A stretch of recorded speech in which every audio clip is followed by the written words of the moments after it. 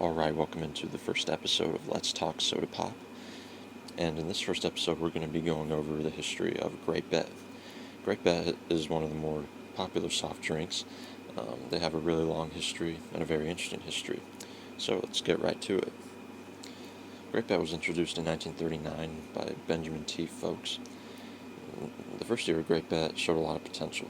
This was because of the flavor, along with the unique packaging style that it had. During that time, the majority of soft drinks were sold in 12-ounce bottles, but Grapette was sold in 6-ounce bottles, so that was a more uncommon thing at the time, and this allowed people to see the purple color of the drink, and people were able to see the color because the bottles were clear. After that had taken place, Grapette and its marketing expanded to most of the United States, and their slogan, thirsty or not, was then implemented. Also, Orangette was developed. This is one of the many drinks that Grapette developed. Orangette had a good amount of real orange juice, so that's an interesting point with it. Then Lemonette came out, and it had a good amount of lemon juice. Also developed by Grapette were drinks like Bottle O, Sunburst, and Mr. Cola, to name a few.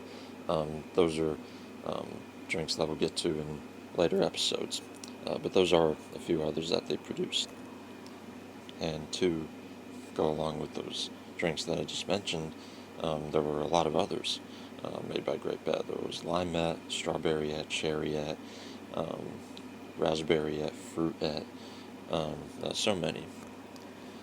So going into the time period of World War II, folks dropped many of the other drinks that Grapette had developed, like Bottle O and Sunburst, so we could give his full attention to Grapette and focus on that. During that time, sales for it continued to soar despite things like material shortages. In 1942, R. Paul May, who was an oil tycoon from Arkansas, persuaded him to market Grapette in Latin America.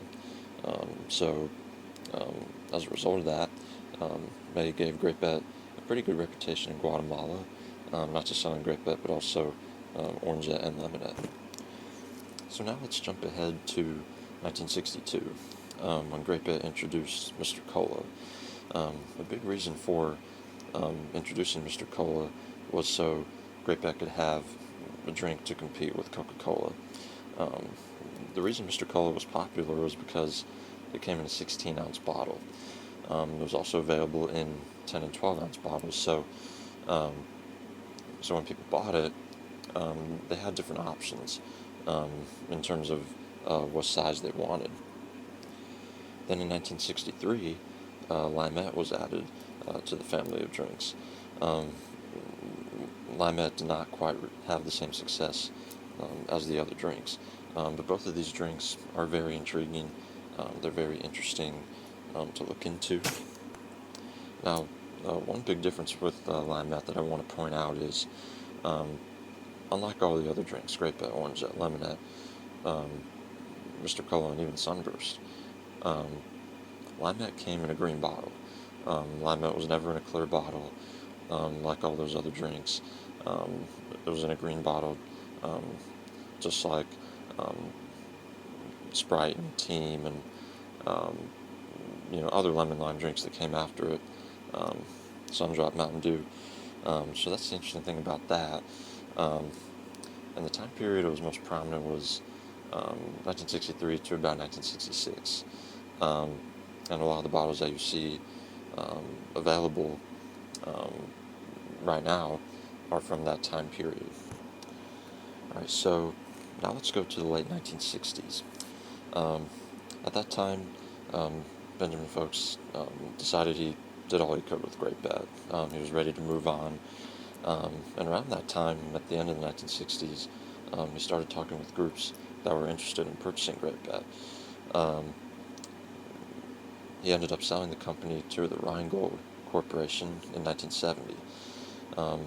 When this took place, Grapette was renamed to Flavette and relocated from Camden, Arkansas to Fort Lauderdale, Florida. Also, the juicy soda became the slogan. So this Flavette era is really interesting to look at because once it was renamed Flavette, um, the Flavette bottles had um, these dots going all the way around. Um, the colors were changed. Um, with Grapette it was always a red and white um, circle around the writing. With Flavette it changed to light blue. Although Flavette did have um, some bottles that were red and white, but um, so there were some identity changes there. Um, there were different flavors. Root beer was a flavor. Um, there was orange. You had grape. Um, so those were a few of the flavors for Flavette. And one other interesting point is um, during this Flavette era, um, Grapette was still around. Um, it was still around with the same logo, the same looking bottle. Um, the only difference was it wasn't the name of the company anymore. So that is an interesting point to look at. So in 1975, Rheingold was purchased by Pepsi, and Pepsi ended up acquiring 80% of the company's stock. Um, so this was the end of the Flavette era. Um, Flavette was only around for 5 years, 1970 to 1975. So around 1977, um, Grapette was then a part of the Monarch Beverage Company, which also manufactured New Grape. New Grape's another popular grape drink, um, but during this time, the Monarch Beverage Company realized that Grapette wasn't needed because they already had New Grape, um, and they preferred having one grape drink instead of two grape drinks to make. So um, this was the end of Grapette in its original run. So then, jumping ahead to the 1990s, Walmart had a lot to do with it coming back. Some people within Walmart, and then in 2004, Grapette and Orangette officially came back, and they've been back ever since. Um, and it's been great to see that revival for those two drinks. So that is the history on Grapette. Thank you for listening to this first episode of Let's Talk Soda Pop.